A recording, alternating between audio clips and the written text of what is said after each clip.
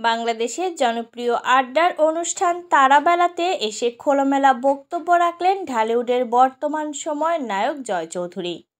Career, syndicate, সহশিল্পী আর ব্যক্তিগত অভিজ্ঞতা নিয়ে খোলামেলা আলাপে উঠে আসে নানান অজানা তথ্য। এর মধ্যে সবচেয়ে আলোচিত হয়ে ওঠে একটি ঘটনা। সুপারস্টার শাকিব খান তার একটি গান সিনেমা থেকে বাদ দিয়েছিলেন, এমনকি গানটি নিজের জন্যও চেয়ে নিয়েছিলেন। উপস্থাপিকা যখন প্রশ্ন করেন অপু বিশ্বাস না শাকিব খান কার সঙ্গে কাজ করে বেশি স্বাচ্ছন্দ্য বোধ করছেন, জবাবে জয় বলেন, নায়িকার সঙ্গে কাজ করতে তো পৃথিবীর সব নায়কই বেশি স্বাচ্ছন্দ্য বোধ করে।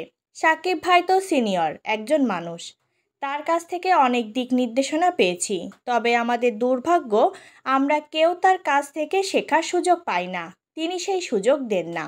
অপু বিশ্বাসকে তিনি অসাধারণ অভিনেত্রী ও মানুষ হিসেবে উল্লেখ করে বলেন, নতুন প্রজন্মের সহশিল্পীরা তার কাছ থেকেও অনেক কিছু শিখতে পারে। সবচেয়ে আলোচিত অংশটি আসে হিটম্যান সিনেমাকে ঘিরে। উপস্থাপিকা যখন জানতে চান সত্যি কি সিনেমা থেকে জয় চৌধুরীর একটি গান বাদ দেওয়া হয়েছিল, তখন জয় সরাসরি স্বীকার করেন, কথা সত্যি, আমার তৃতীয় সিনেমা ছিল এটি। গানটি নিয়ে আমি ভীষণ মন দিয়ে কাজ করেছিলাম, দিনরাত পরিশ্রম করেছি, কিন্তু পরে দেখি গানটা সহ পুরো সিন ছবিতে নেই। বিষয়টি আমার জন্য ভীষণ কষ্টকর ছিল। জয় জানান, নির্মাতা ওয়াজেদ আলী সুমন তাকে বলেছিলেন তিনি কিছু করতে পারেননি, কারণ শাকিব খানের চাপে গানটি বাদ দেওয়া হয়। এমনকি শাকিব খান নাকি গানটি নিজের জন্যও চেয়েছিলেন।